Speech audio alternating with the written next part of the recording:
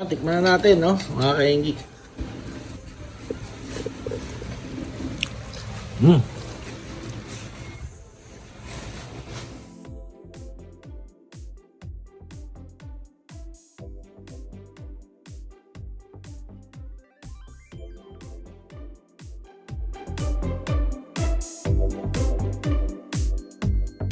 Hey mga kaenggi, Kuya Mike! Alright! Mga kaenggi, kasama natin yung anak ko, no? Si Ashley, ayan, no? So, na-miss nyo ba ang Kuya Mike, no? Kasi matagal tayong walang upload, puro short video lang, ano? So, ngayon, mag-upload tayo ng bagong video at sana magustuhan ninyo. Alright? So, mga kaenggi, no? Galing kami ni Ashley sa grocery. May binili lang ako na ingredients, so, alam nyo na. Luluto tayo ngayon, mga kaenggi, no? Alright! Ayan mga kainggi, ito yung ingredients natin, no? So basically, baka may idea na kayo kung anong gagawin ni Kuya Mike, no? Alright! Yan, no? So gagamit tayo nito ang chopper, no? Tapos basil, cashew, walnut, olive oil, no? Yung pasta natin binabasa pa ni Ashley. Alright? Yan mga kainggi, no? So suot mo natin itong ating apron by Hugsmith, no? Tapos flex ko rin pala yung bago nating knife, no, galing kay Batang. So meron tayong bagong mga knife dito, no, galing kay Batang.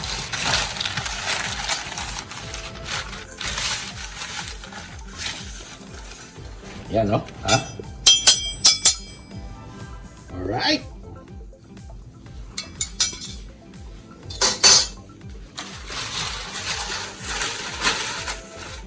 Ano? So ito yung walnut, ito yung cashew. To-toast lang natin to na sandali. Alright?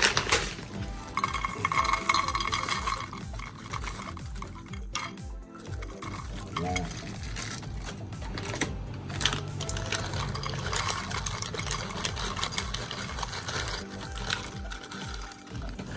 Okay.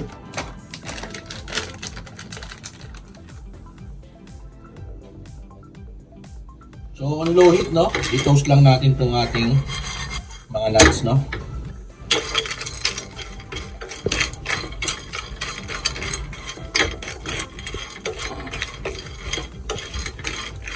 Kukunin lang natin itong mga hard stem, ano? So yung mga leaf lang, no? Kukunin natin.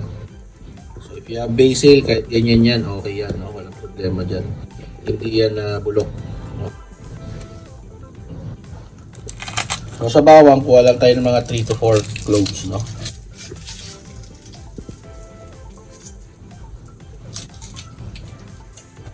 Prepare lang natin para mamaya giling-giling na lang. Yan, okay na yan.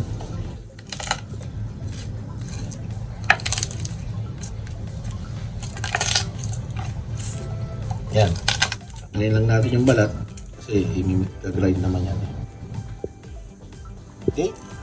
Ready na to. Tayo na balikan natin yung ating mani.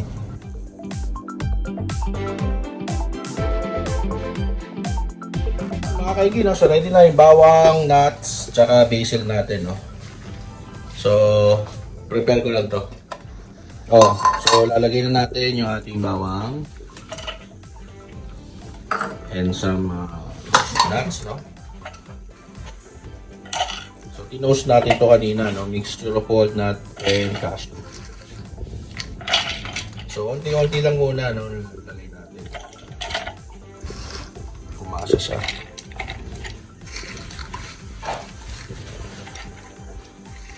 Okay.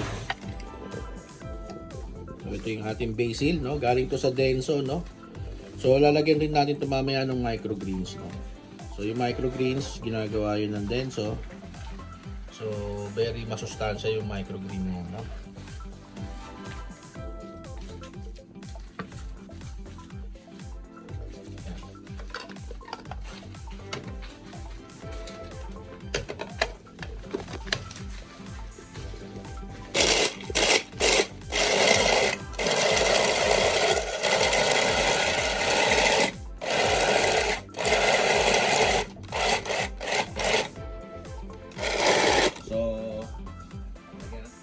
natin ng olive oil, no?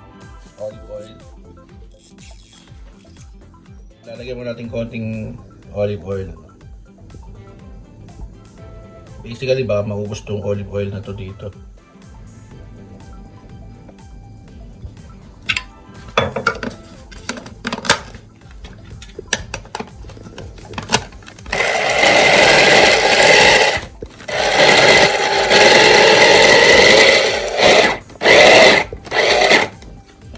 Lagyan natin ulit ng olive oil para kumalo.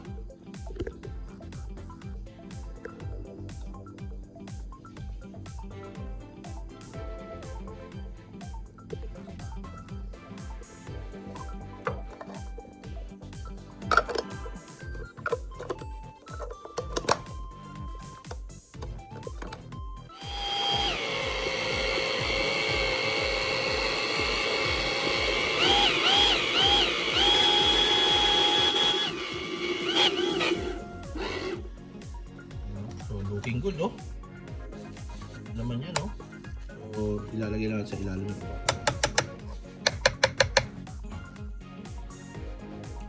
Sarap. Puro tantiameter lang to, no, mga kaenggi, no. Ito yung pink salt.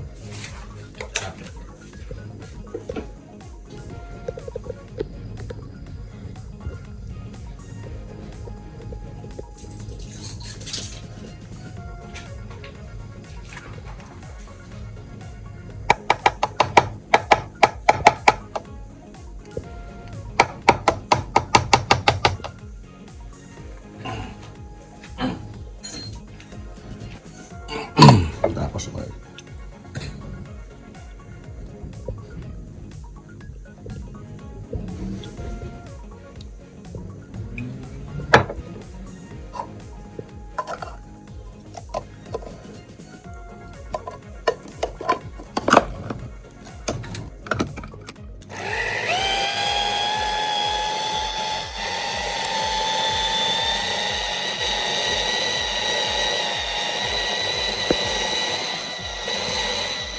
Ayan, no? So, ito yung microgreens na ginagawa rin ng Denso, no? Very healthy tong mga microgreens na to, no? So, i-add natin to dito sa ating pesto, no? Ang gumagawa rin nito is sa Denso Philippines, no? Alright.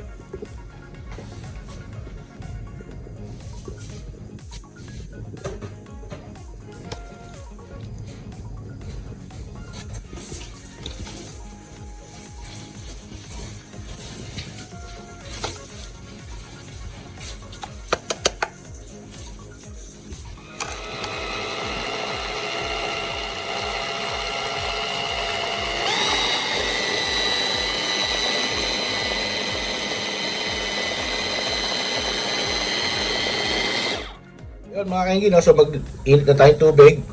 Naglagay na ako ng oil, nalagyan ko na rin yan ng salt. Tayin lang natin kumulo, tapos lagyan na natin ng pasta. Alright? Yun, no? So now we're cooking pasta, no? Para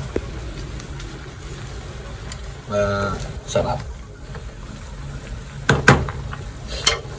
So dinrain lang natin yung tubig, no? Tapos ngayon lagyan natin ng mga 3 ano muna. Tapos haluin natin.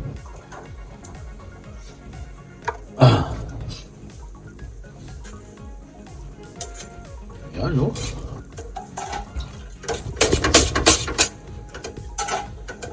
Pesto is looking goody.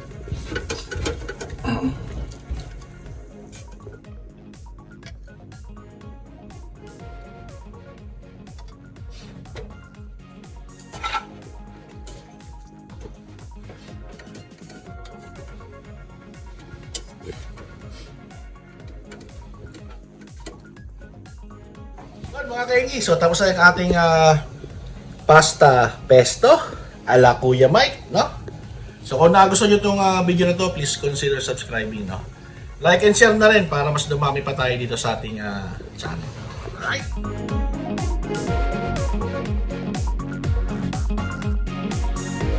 Natin, no? Mga kaingi.